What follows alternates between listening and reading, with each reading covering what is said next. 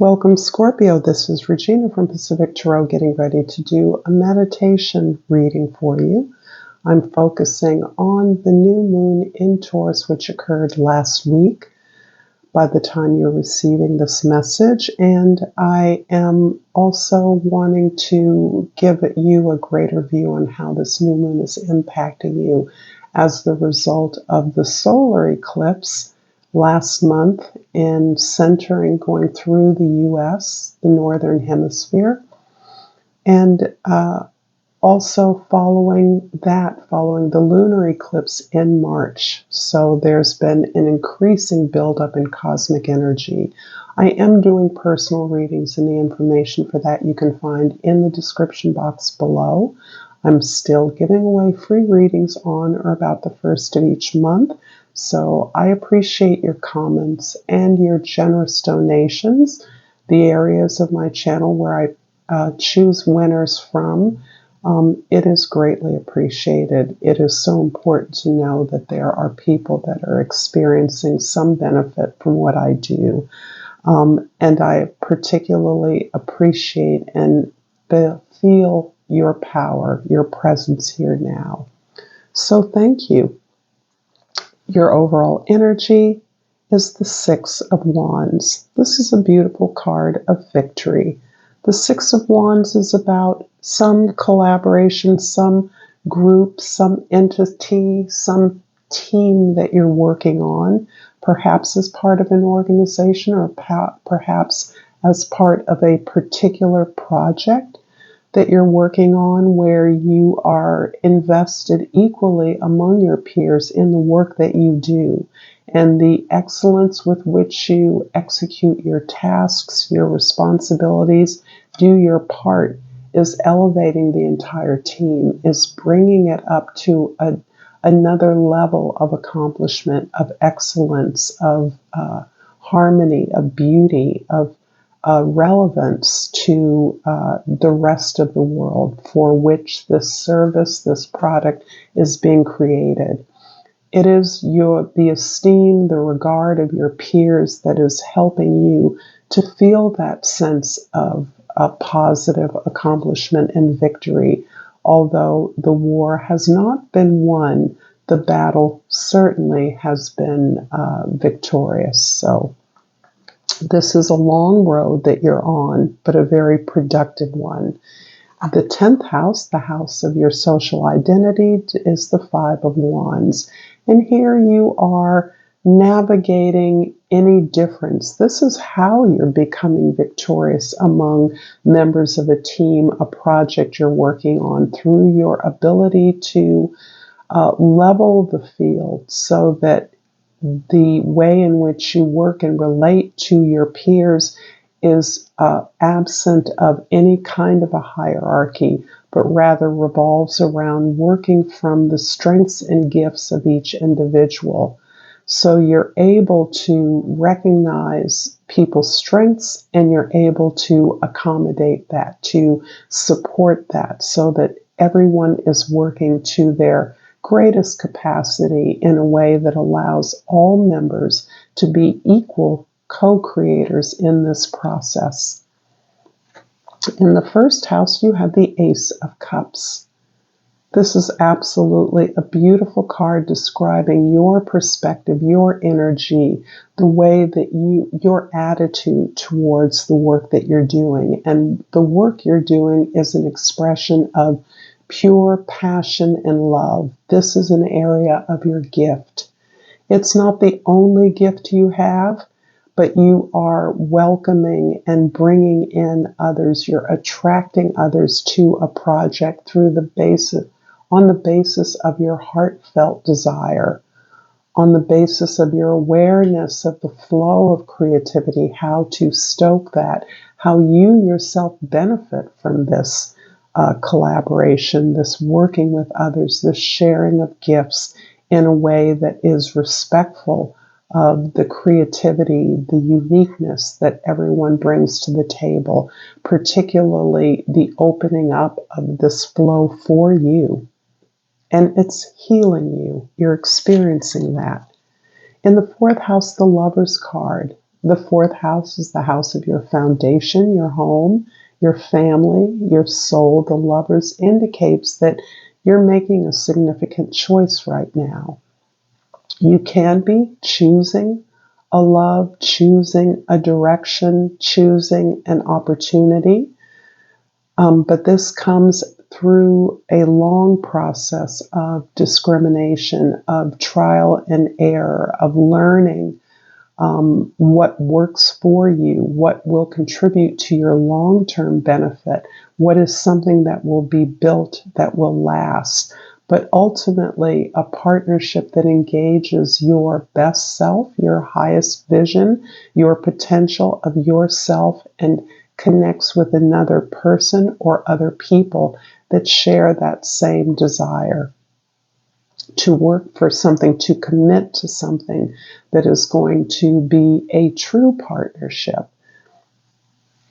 In the seventh house, the house of your significant partnerships, we have the Tower card, and this is a coming to me in across from the Ace of Cups as a real blast of enlightenment and illumination, some divine intervention in which the changing of a situation, the changing of a partnership, maybe the switching out of some peers or intimates that you are collaborating with is creating an opportunity for you to shape something or move in a direction, choose a direction that will ultimately benefit your vision, that will give you the conditions under which you can step in and course correct in a way, move things in a way that more dynamically favors you and your desire, leads the whole team to success, but certainly through the energy of your compassion, your creativity, your openness. There's a lot of vulnerability in here that I actually am applauding you for, because this is the area, the seventh house, the house of your significant partnerships, that is receiving the greatest benefit from the new moon in Taurus. So let's find out more about this. And if this reading is resonating for you, Scorpio, please like this video and subscribe to my channel. 2 fell out. I pulled the Fear card. I realized that I'm testing my resolve to live in the energy of love. I'm going to place this next to the Tower card because I do believe that your passion, your hard work has gotten you to this moment of course correction that requires a lot of courage on your part. This may have been a difficult place to step into so that you're in a position to move the changing events in your favor, to see yourself coming through this disruption in a way that ultimately moves you closer to victory and to a successful conclusion of this partnership, this team, this project you're working on. And I pulled Moon Dance from the Hummingbird Oracle. Listen to the rhythm and sway along with the heartbeat of the universe. And that's placed, of course, next to the Ace of Cups. The Ace of Cups in the first house is clarified by strength in the second house and the Two of Cups in the third house. This relationship that is on offer, this opportunity you see before you, is taking a lot of strength because it's bringing up a lot of fears for you. A lot of the fears are about falling back on patterns that you have lived in the past, a lot of patterns that you learned, a lot of ways that you have actively been working to face these patterns in your life, to overcome behaviors, attitudes, language that you understand now is part of the restriction or limitation you've experienced. You understand that you're the one who's been holding yourself back, but it's taken a lot of stamina, courage, and practicing the support for others that is a part of your method of working with others.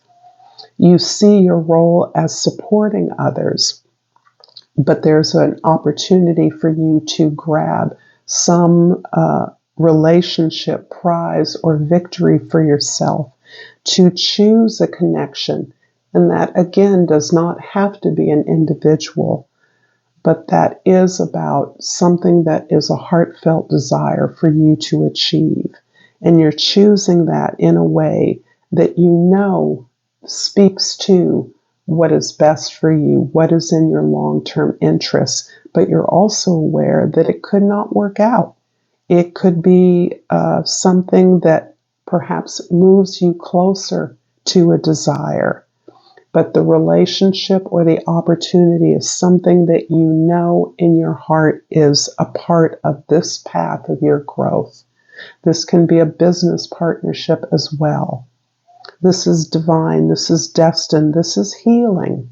This is an authentic connection for you that is allowing you to make a choice that is taking you to your highest achievement, the most significant achievement, not simply achievement, but path for you. In the fourth house, the Lover's card is clarified by the Two of Swords in the fifth house and the Four of Wands in the sixth house. So, yes, this decision, this Two of Swords and Two of Cups flanking the Lover's card, it's a very hard decision for you to make. There are a lot of things about yourself that you're required to look at. A lot of things about the conditions under which you are most creative and most productive, which you feel are being challenged. It does require you to understand that this choice is simply, it's one that you know the answer to. You know what's best for you, but it is a hard thing to do. It's not the easy choice. It may mean leaving people behind, but you are understanding that this is cleaving the way to a whole nother experience of life. And I see the productivity, the match here is mirrored in the way that you are working with others. You are joining with another or others to create this beautiful commitment, this foundation on which you can build not only a loving relationship, but a productive and fruitful relationship, one that is simply the foundation for greater growth, expansion. The Tower in the seventh house is clarified by the Devil in the eighth house and the Ace of Wands in the ninth house. Make a nice little circle here. There's an obsession that you have around the place of this, the impact of this relationship on your life, the impact on this direction that you're choosing. You definitely are feeling the echoes of your conditioning, your relationships, the expectations of others. You are automatically nominated to a leadership role, as in the sense of being the provider. You are one who will easily take up the responsibility for the entire project and individuals involved in it. And that's something you're resisting because you understand that some of that represents an old pattern that you've been looking to improve upon. I won't say escape, because many of the skills that you have are skills that you're going to need to make yourself successful. So this is about having practiced the responsibility and the obligations that have made other things grow, that have made other things a success, but they weren't your things. And now you are choosing to pursue your things. And through that commitment to prioritizing your goals, your desires, you are receiving a lot of opportunities and offers to put your work out in front of the world. I see publishing, I see new growth, I see teaching, I see traveling, I see a lot of exploration and discovery coming from your authentic desires. So this, again, the Ace of Cups and the Ace of Wands is about beginning something that comes from your own creative, imaginative pool of productivity and that is inspired by that growth, that target, that goal that you are now perceiving as yours for you. In the 10th house, the Five of Wands is clarified by the Page of Wands and the Chariot card in the 12th house. Interesting. This is really a pretty complicated reading because I sense a lot of people in here that you're working with, but it is your role, your particular role that is the success of this project depends on in many ways. Perhaps that success is as you more and more invest your expectations, your desire, you are becoming more and more open to learning, to different ways that this growth, this productivity can manifest itself. But ultimately, you are living in your difference in a new way. You're no longer inhabiting the story of the good soldier. You are relishing your uniqueness. You are understanding that your unique qualities and gifts are critical to your vision that is your path. And achieving success on that path means that you are no longer distracted by all of the needs and requests of others, that you are not allowing yourself to be imposed upon, encroached upon. That doesn't mean that you're not fulfilling your responsibilities. You are. But there's a way perhaps in which your generous heart has been sensitive and open to the struggles of others in a way that has distracted you, held you back, kept you smaller than you are destined to be. I'm going to finish off this incredible reading, Scorpio, with a Yogic Path Oracle. This is a fun new deck. And I have, well, put those back. I am in love with the artwork and the colors. And I've pulled Sattva.